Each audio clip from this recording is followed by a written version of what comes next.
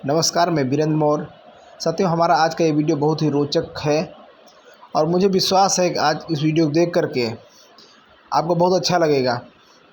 तो साथियों, चलिए सबसे पहले आप हमारे इस वीडियो को लाइक कर दीजिए और अगर आप हमारे यूट्यूब चैनल पर नए हैं तो हमारे यूट्यूब चैनल को सब्सक्राइब कर बेल आइकन दबा लें ताकि इस तरीके के वीडियो आप तक आसानी से पहुँचते रहें।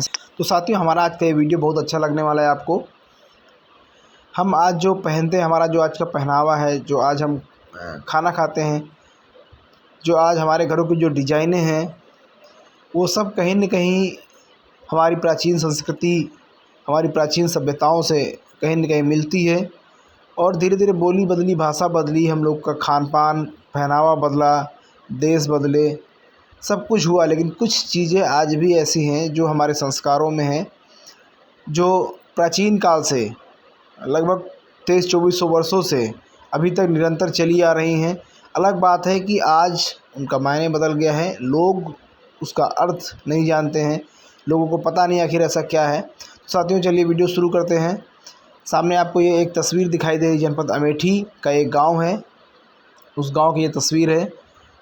एक लकड़ी का जो दरवाज़ा होता है, प्राचीन घरों में जो गाँव में लोगों के घर होते हैं वहाँ लकड़ी का दरवाज़ा होता है। तो इस लकड़ी के दरवाजे पर बहुत ही खूबसूरती से देखिए, इसमें कुछ पशु पक्षी बनाए गए हैं। आप देखिए, ये सामने आपको एक हाथी दिख रहा है। ये आप स्क्रीन पे देख पा रहे हैं, मैं दिखाने की कोशिश कर रहा हूँ। ये आपको एक हाथी दिख रहा है।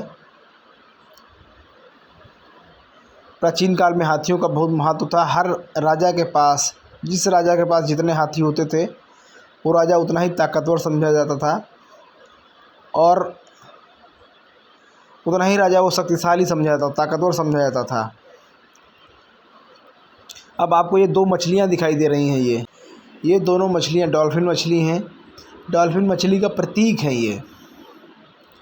चूँकि लकड़ी में कलाकारी है, तो जो डॉल्फिन मछली है वो आज भी भारत का जो जलीय जंतु है वो डॉल्फिन है। और अब के 2300 वर्ष पहले सम्राट अशोक महान की जो डाइनिंग टेबल थी, उस पर एक कृत्रिम जो है आर्टिफिशियल एक मछली, ये डॉल्फिन मछली रखी होती थी।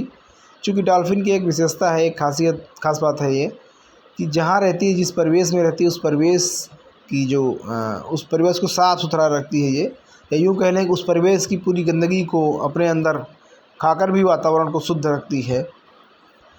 तो इसलिए सम्राट अशोक महान अपनी डाइनिंग टेबल पे इसको रखते थे ताकि इसे प्रेरणा मिल सके हर समय। तो लोगों ने धीरे धीरे क्या शुरू किया कि अब चूँकि हर व्यक्ति इतना संपन्न नहीं है, तो लोगों ने अपने घरों की दीवारों में, अपने घरों के दरवाज़ों पर इस कलाकृतियों को बनवाना शुरू कर दिया। और आप भी सामने देख रहे हैं कि डॉल्फिन मछली बनाया। अच्छा, इस दूसरी तरफ देखिए, आपको एक मोर, एक पहले हाथी है और हाथी के जस्ट बगल में एक मोर है। अब मोर जो है वो भारत का जो राष्ट्रीय पक्षी मोर है, भारत का राष्ट्रीय पक्षी है।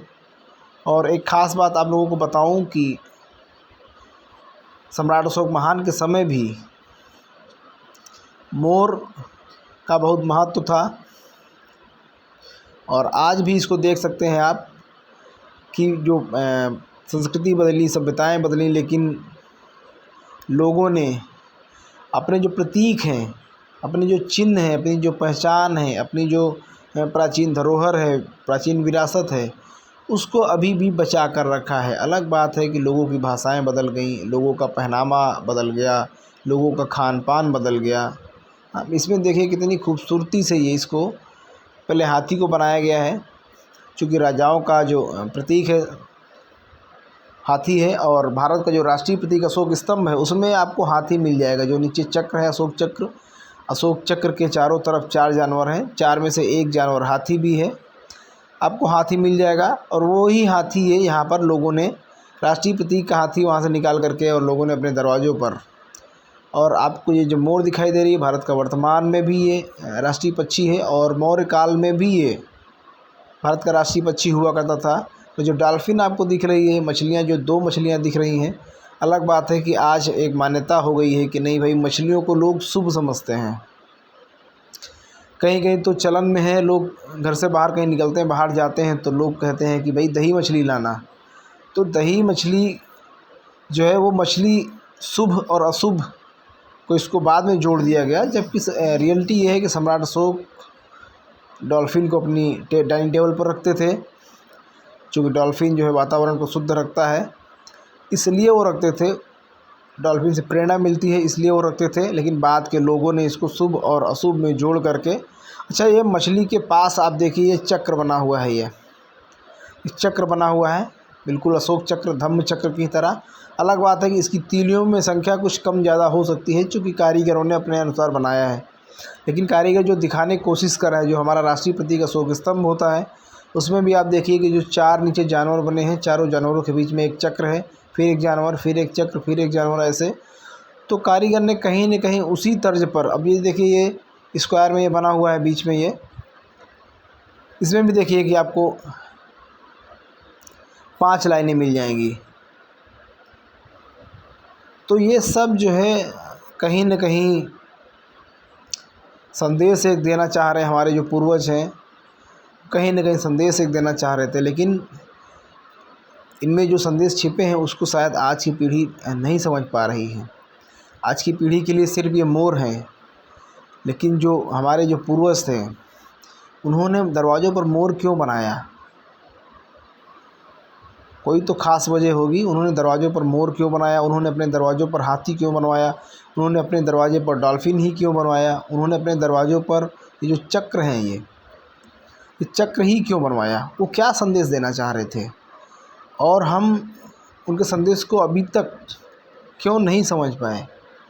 चूँकि कहीं न कहीं हमारे पूर्वज हमसे ज़्यादा जागरूक थे लेकिन हम अपनी संस्कृति के प्रति, अपनी सभ्यता के प्रति, अपनी विरासत के प्रति, अपनी धरोहर के प्रति उतना सजग नहीं हैं।